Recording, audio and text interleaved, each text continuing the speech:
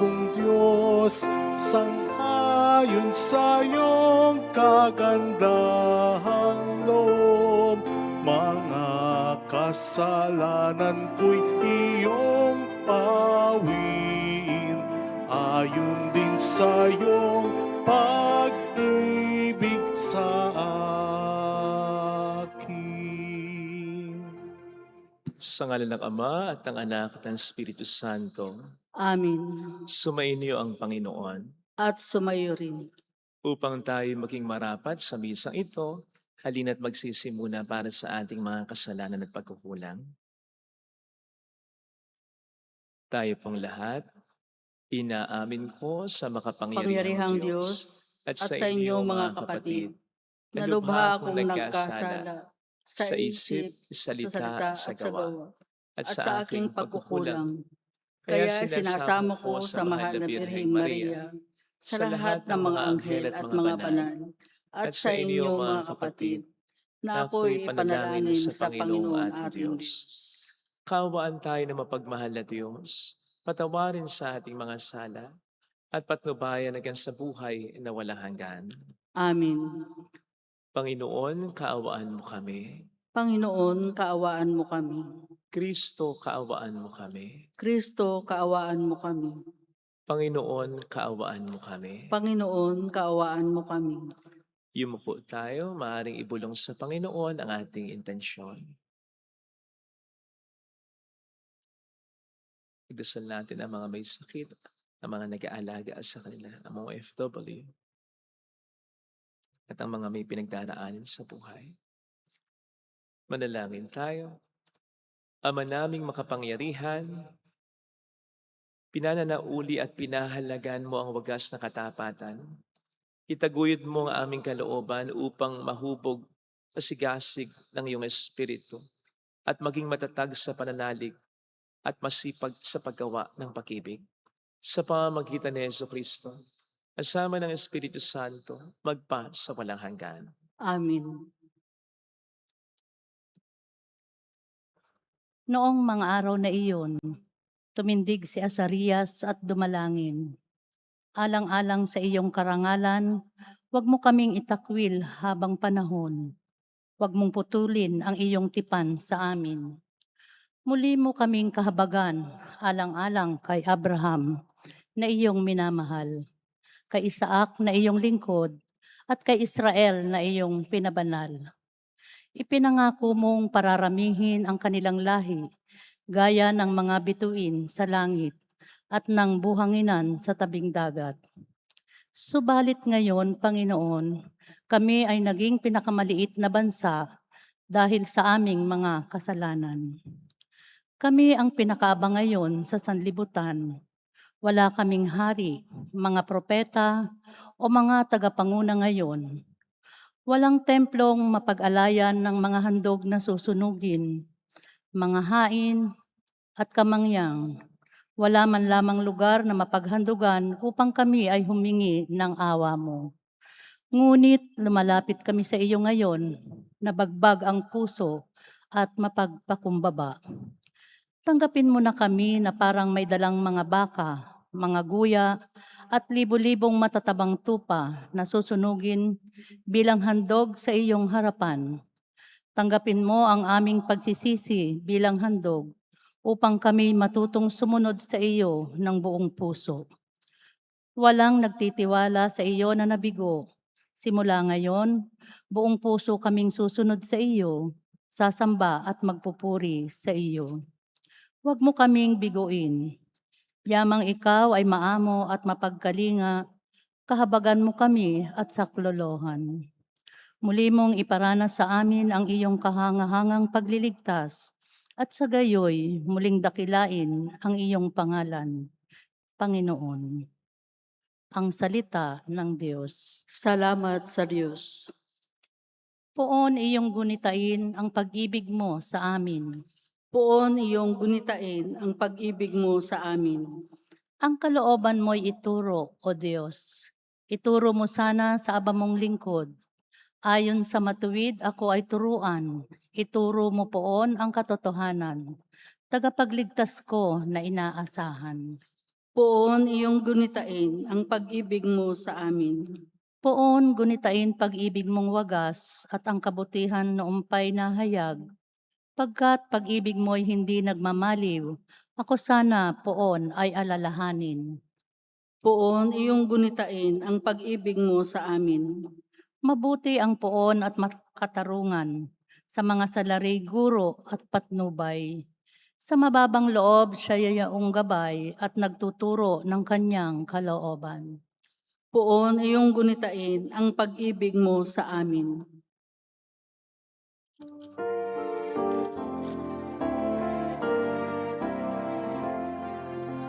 Di ba't sadyang may kapwa ang sarili, dapat kainan ng pagsisilbi at mamangha, ligaya'y dadalisay pag sa kapwa buhay mo ay naalay.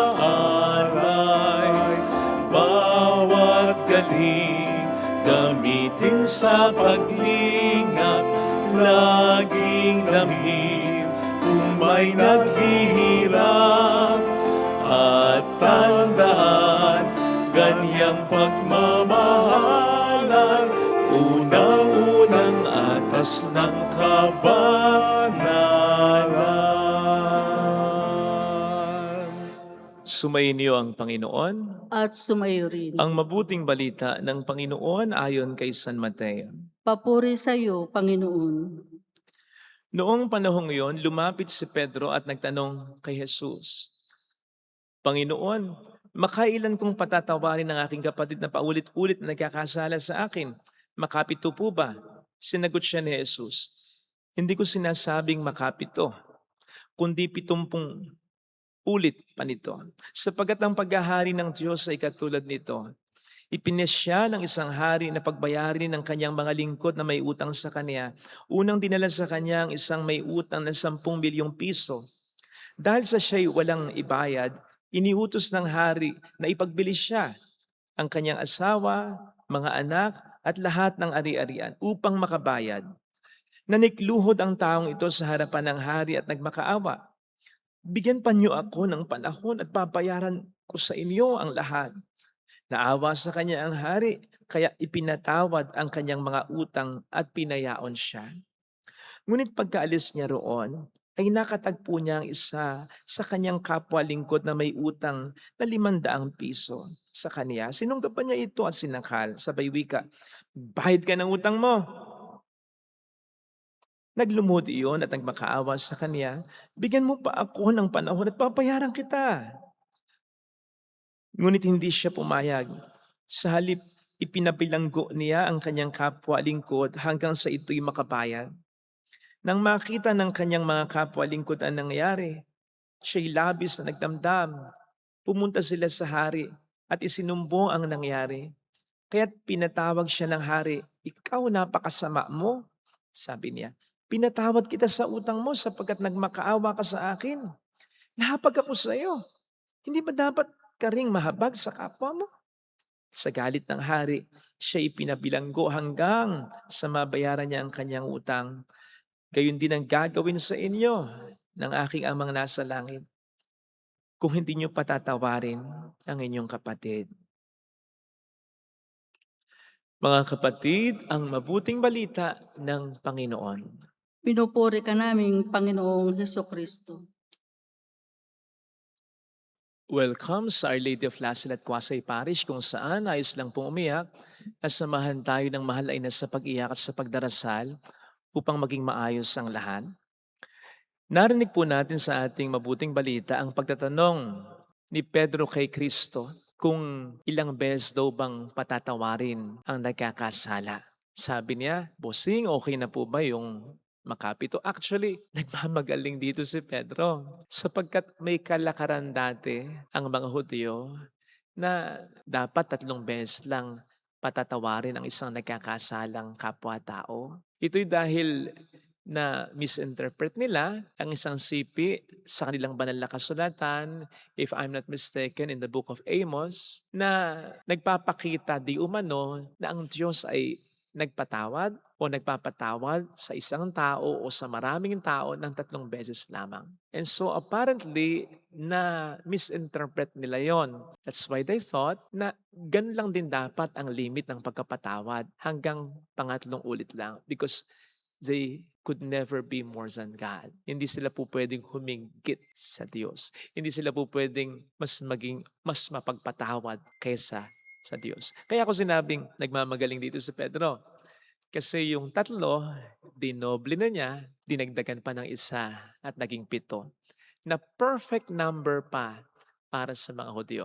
Kaya malamang iniisip ni Pedro, very good siya kay Kristo. Pero laking gulat niya nang sabihin ng ating Panginoon sa kanya, hindi lang makapito, kundi 70 ulit pa nito sa madaling salita, haptusawa.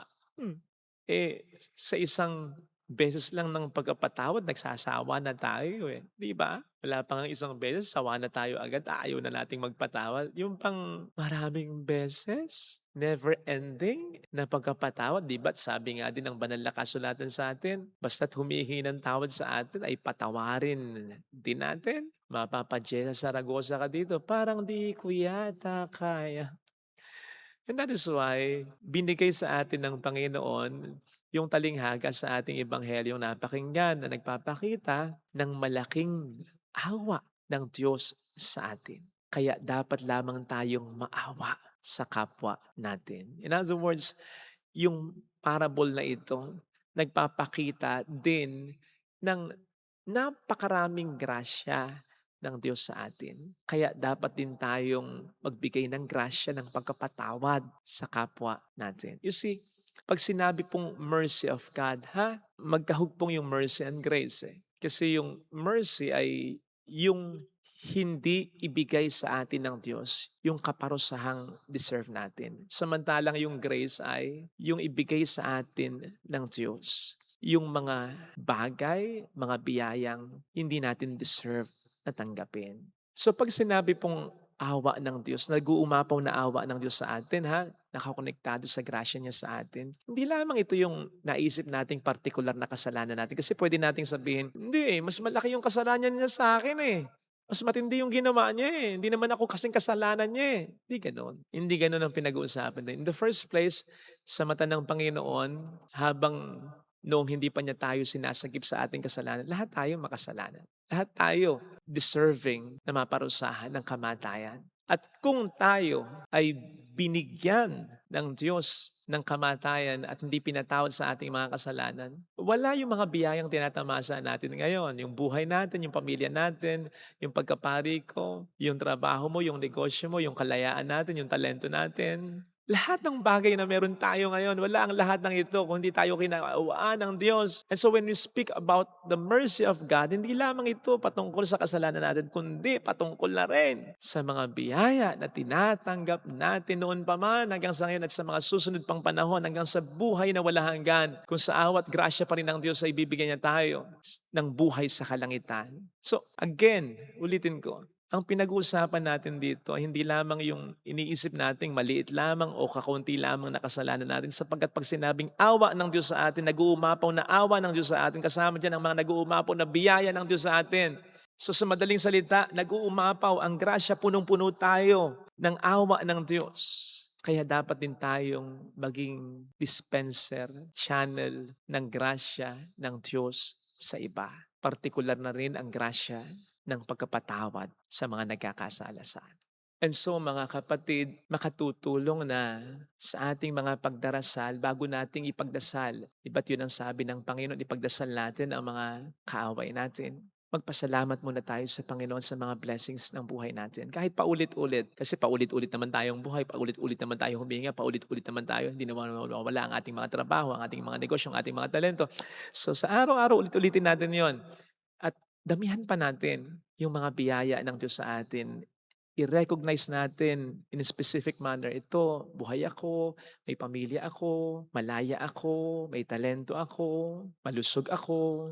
Again, kahit paulit-ulit, bago natin ipagdasal yung mga kaaway natin o yung mga nangaaway sa atin. Because in so doing, mauna yung mga blessings, mauna yung masasampal tayo ng mga napakaraming biyaya ng Diyos sa atin na pagpapakita ng awa niya sa atin sapagkat hindi natin deserve lahat tanggapin. Sa gayon, mas lalambot ang ating puso, mas magkakaroon tayo ng disposisyon para ipagdasal ang ating kapwa kahit ang ating mga kaaway, para ipagdasal na tayo makapagpatawad. Alam po ninyo, iba yung ayaw magpatawad sa nasa proseso pa ng pagkapatawad ha. Huwag niyong misconstrue yung hindi pa kayo nakapagpapatawad sa ayaw niyo talagang magpatawad. Hindi pa lang kayo nakapagpapatawad ng ganap. Kaya huwag kayong mawawala ng pag-asa. Huwag niyong i-misconstrue yun na ayaw niyo talagang magpatawad. Basta nandoon sa loob ninyo, gusto niyo magpatawad at sa araw-araw ipinagdarasal niyo siya na sana'y mapatawad niyo na siya. Basta nasa proseso. Iba yung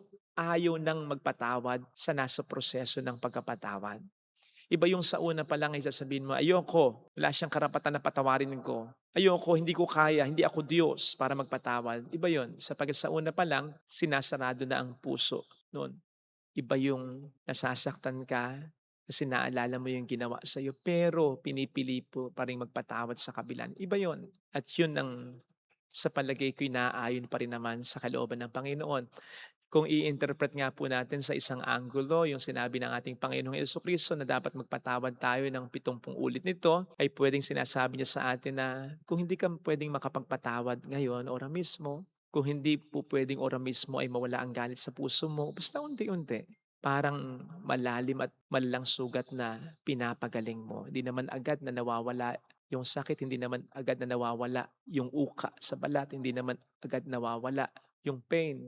Unti-unti, unti-unti, hanggang sa ganap na maghilom at hanggang sa kahit yung peklat ay mawala ng tuluyan sa balat. Ganun lang.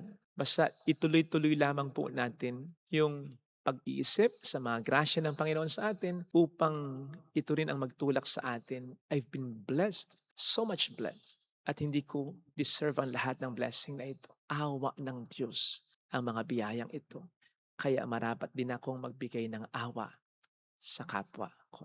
Ito po sana ang ating hilinging biyaya ngayon sapagkat yun ang hinihiling sa atin ng Panginoon. Sa ating unang pagbasa, narinig natin ang paghingi ni Azarias ng awa sa Diyos sa gitna ng mga pagdurusa na kanilang nadarama na kung ikukonekta po natin sa punto ng ating mabuting balita, sangayon sa ating talinghaga, ay parang sinasabi sa atin ng Panginoon na mga awa na ibibigay niya sa atin dahil hinihingi natin ay ibibigay niya. Hindi lamang ito yung awa sa ating mga pagkakasala, kundi yung awa na bigyan pa rin tayo ng mga hindi natin deserve na biyaya. Pero, tulad ng sinasabi sa mabuting balita, dapat hindi yun mag-stop sa atin. Tayo ay vessel, carrier ng mercies of God. Dapat ito ay ibigay din natin sa iba. Inasmuch as ang ibibigay natin sa iba ay napakaliit na porsyento lamang kumpara sa napakaraming awang ibinibigay sa atin ng buong may kapal. Ito sana ang ating makita at we are so blessed para hindi magpatawad. Amen. Lagay natin ang ating kanang kamay sa tapat ng ating puso.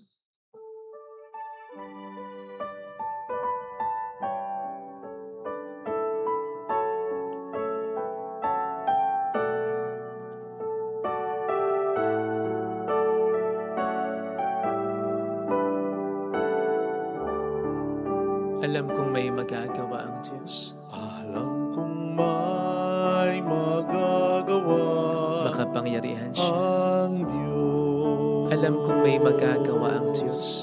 Alam kong may magagawa Walang imposible sa Kanya. ang Diyos. Kung ako'y magtatapat, Kung ako'y magtatapat sa Kanya ay maglilingkod.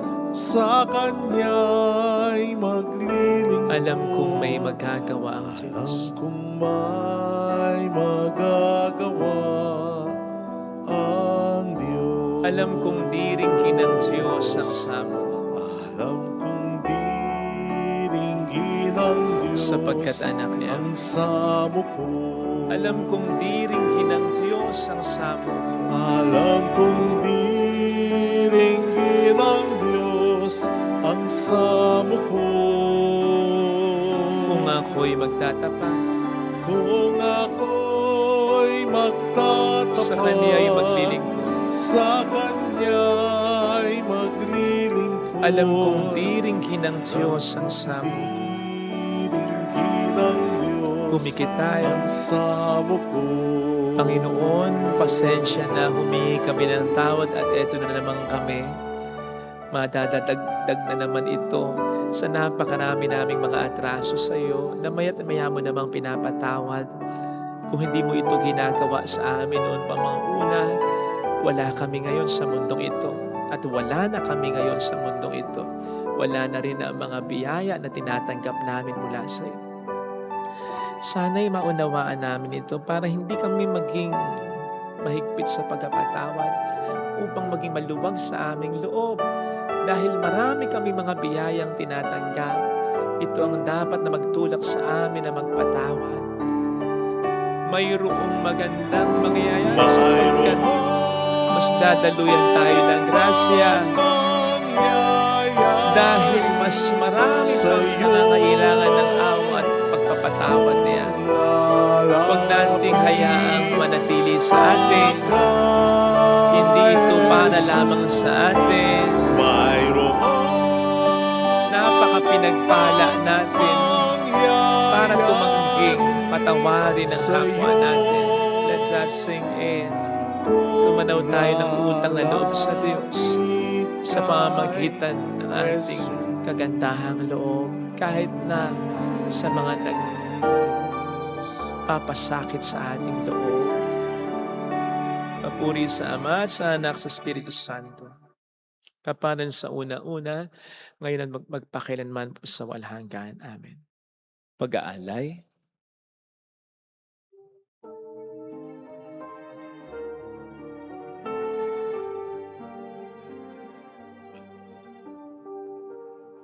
Buhay pagmamahal, alak at tinapay, sana'y tanggapin mo, Amang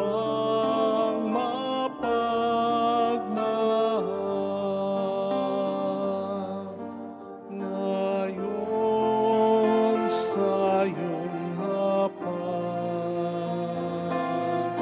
kami nag-alay.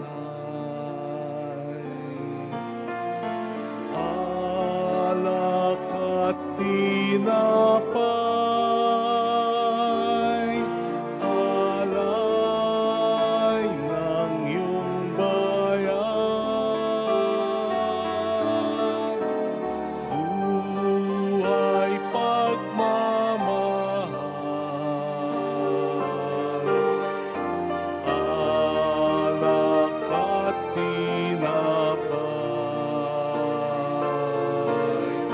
sana'y tanggapin mo,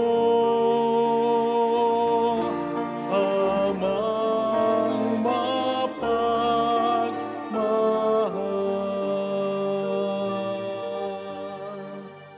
Manalangin tayo, pang ating handog ay maging kadugod-dugod sa Diyos Amang makapangyarihan.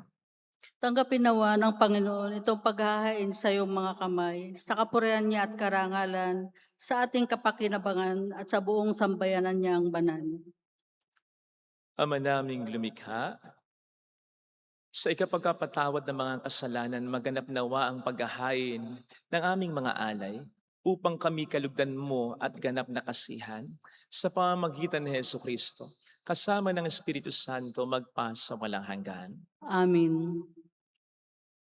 Sumainyo ang Panginoon, At sumayo rin. itaas sa Diyos ang inyong puso at diwa. Itinaas na namin sa Panginoon. Pasalamatan ng ating Panginoong Diyos. Marapat na siya ay pasalamatan. Ama naming makapangyarihan, tunay nga pong marapat na ikaw ay aming pasalamatan sa pamamagitan ni Jesucristo na aming Panginoon. Minarapat mong ang pagtitiis para sa naghihirap ay maging tagapagpahiwatig ng pansalamat na aming inihahain ngayon sa iyong hapag. Ang iyong anak ay ulirang tagapagbigay ng pagkasaluhan sa mga nagugutom at mga nauuhaw. Sa pagsunod namin sa gili mong anak, ang pagkamaawain mo ay aming ginaganap upang ang pag-iimbot ay mapawing lahat. sa aming pag-uugali at gawaing binabalak. Kaya kaisa ng mga anghel na nagsiawit ng papuri sa iyo nang walang humpay sa kalangitan, kami nagbubunyi sa iyong kadakilaan. Santo, Santo, Santo sa Santo, Panginoong Diyos ng mga hukbo, napupuno ang langit at lupa ng kadakilaan mo. O sana sa kaitaasan. Pinagpala ang naparirito sa ngalan ng Panginoon. O sana sa kaitaasan. Ama naming banal, ikaw ang bukal ng tanang kabanalan, kaya't sa pamamagitan ng iyong Espiritu, gawin mong banal ang mga kaloob na ito, upang para sa amin ay maging katawan at dugo ng aming Panginoong Hesukristo. Bago niya pinagtiis ang kusang loob na maging handog, hinawakan niya ang tinapay, pinasalamatan kaniya, pinaghati-hati niya iyon, iniabot sa kaniyang mga alagad at sinabi, "Tanggapin ninyong lahat ito at kanin. Ito ang aking katawan na ihahandog para sa inyo."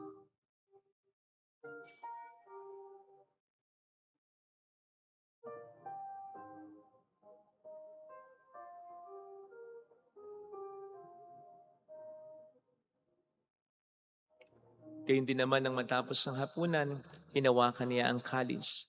Muli kaniyang pinasalamatan, iniabot niya ang kalis sa kaniyang mga alagad at sinabi, "Tanggapin ninyong lahat ito at inumin.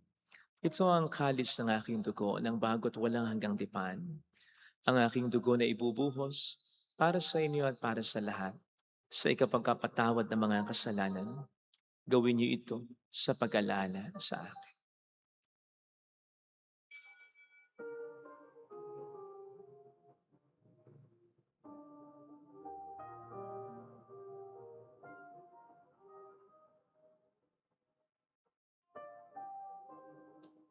Ang misteryo ng ating pananampalataya.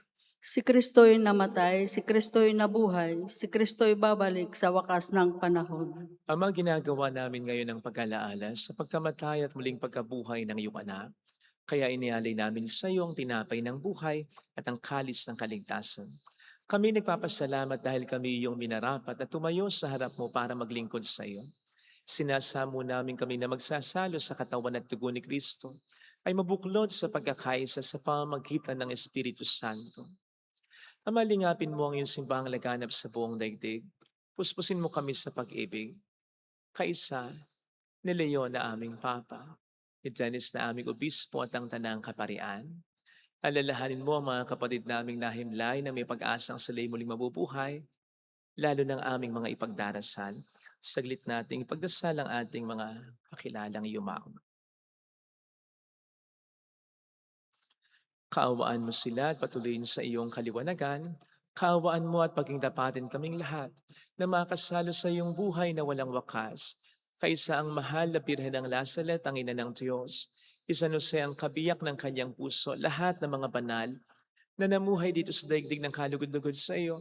May pagdiwang nawa namin ang pagupuri sa ikararangal mo sa pamamagitan ng iyong anak na aming Panginoong Hesukristo.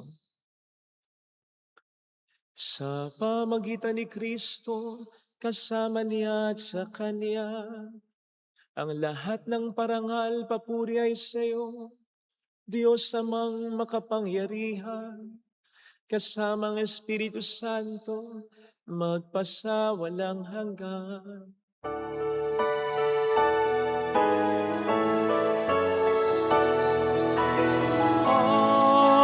Amen, amen, amen.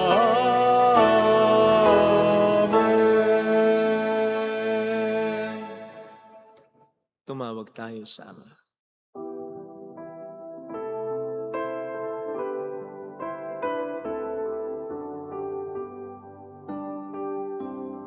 Ama namin, sumasalangit ka, sambahin ang ngalan mo, mapasa amin ang kaharian mo, sundin ang loob mo dito sa lupa para ng sa langit.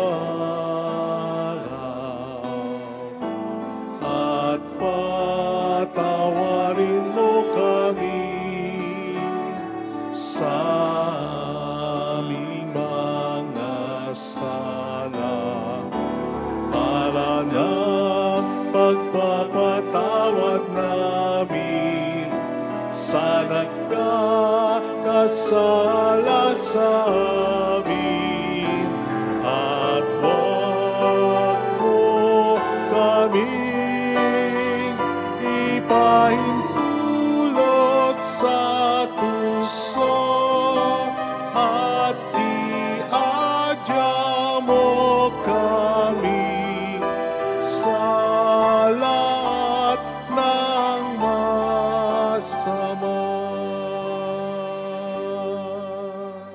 Iniling namin kami adya sa lahat ng masama, pagkalooban ng kapayapaan araw-araw, iligtas sa kasalanan, samantalang aming pinaghahandaan ang dakilang araw ng pagpapahayag ng tagapagligtas naming si Heso Kristo. Sapagkat iyo ang kaharian, ang kapangyarihan at ang kapurihan magpakailanman. Amin. Panginoong Heso Kristo, sinabi mo noon, sinasabi mo rin sa amin ngayon, kapayapaan ang iniiwan ko sa inyo, ang aking kapayapaan ang binibigay ko. Tunghayin mong aming pananampalataya, huwag ang aming pagkakasala. Pagkalooban mo kami ng kapayapaan at pagkakaisayin sa iyong kalooban. Kasama ang Espiritu Santo, magpasa walang hanggan. Amen. Ang kapayapaan ng Panginoon ay sumainyo nawang lahat. At sumayo rin. Magbigayan tayo ng kapayapaan sa isa't isa. Peace be with you. Kapayapaan. Kordero Pero ng Diyos na nag-aalis ng mga kasalanan ng sanlibutan, maawa ka sa amin. Kordero ng Diyos na nag-aalis ng mga kasalanan ng sanlibutan, maawa ka sa amin. Kordero ng Diyos na nag-aalis ng mga kasalanan ng sanlibutan, ipagkaloob mo sa amin ang kapayapaan.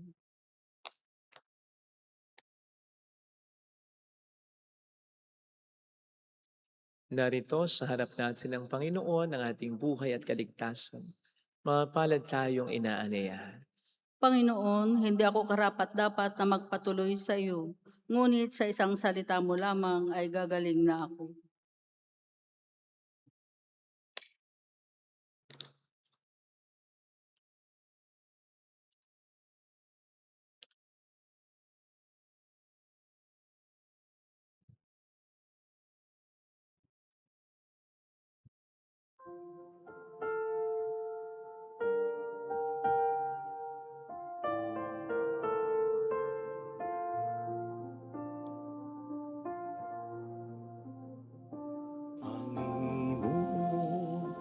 Panalangin para sa espiritual na pakikinabang.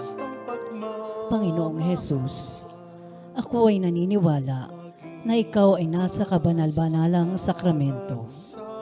Iniibig kita ng higit sa lahat at ninanasa kong tanggapin ka sa aking kaluluwa. Sapagkat sa mga sandaling ito, hindi kita matatanggap sa sakramento. Tumuloy ka sa espiritu sa aking puso. Niyayakap kita na para bang naririto ka na. Inaalay ko ng buong buo ang aking sarili sa iyo. Huwag mong hayaang mawalay ako sa iyo. Amen. Walang makikitang pag-ibig mo, at sa paglilingkod may saya sa puso ko, sapagkat tangi sa kawalang makikitang pag-ibig mo, at sa paglilingkod may saya, at sa paglilingkod may saya, at sa paglilingkod may saya sa puso ko, sa puso ko, sa puso ko.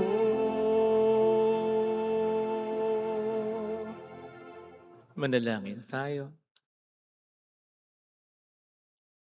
Ama naming mapagmahal, pamalagiin nawa kaming buhay ng pagkasalo namin sa banal na pakikinabang, at dulutan nawa kami nito ng iyong kapatawaran, at patatagin nawa kami sa tapat na pagmamahal sa pamamagitan ni Jesu Kristo, kasama ng Espiritu Santo magpasa walang hanggan. Amen. Holy God, Holy Mighty One, Holy Immortal One. Have mercy on us and on the whole world. Holy God, Holy Mighty One, Holy Immortal One. Have mercy on us and on the whole world. Holy God, Holy Mighty One, Holy Immortal One. Have mercy on us and on the whole world. Jesus, King of Mercy, We trust in you. alalahanin, Alalahanin, o mahal na Birhen ng Lasalit, ina ng pag-asa. Ikaw ang nagpaalala sa aming magbalik loob sa Ama. Ito ang nagpapatunay na ang kagandahang loob mo'y nanatiling busilak. Sa pag-aaruga mo sa amin, tungkulin mo'y tinupad. Sa paanan ni Kristo, itinuring mo kaming mga tunay mong anak. Kaya ninais mong ni isa'y huwag mapahama. Maging sa iyong walang tigil na pananalangin, pati luhay pumatak. Huwag nawang mawalan ng saysay ang iyong paghihirap.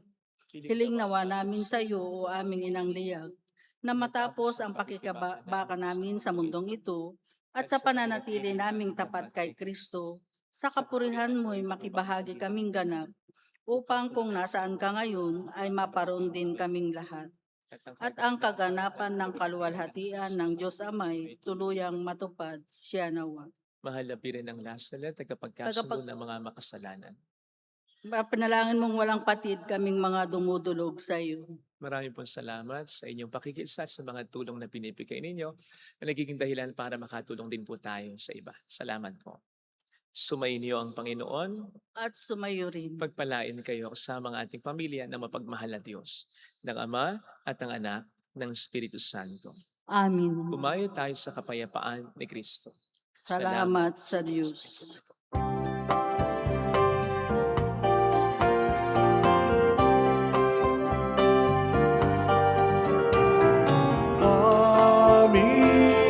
Aming iniaalay ang pag-ibig na walang kapantay. Okay, sarap mabuhay kung may nagmamahal, pagmamahal na tunay at laging naisay. Ang Birhen kong umibig ay walang sintamis, pagsintang sa kalinis sa iyo hanggang langit. O Birhen, Birheng mahal, sa awit at sa dasal,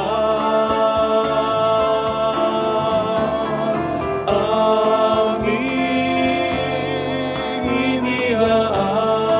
iniaalay ang pag-ibig na walang kapantay.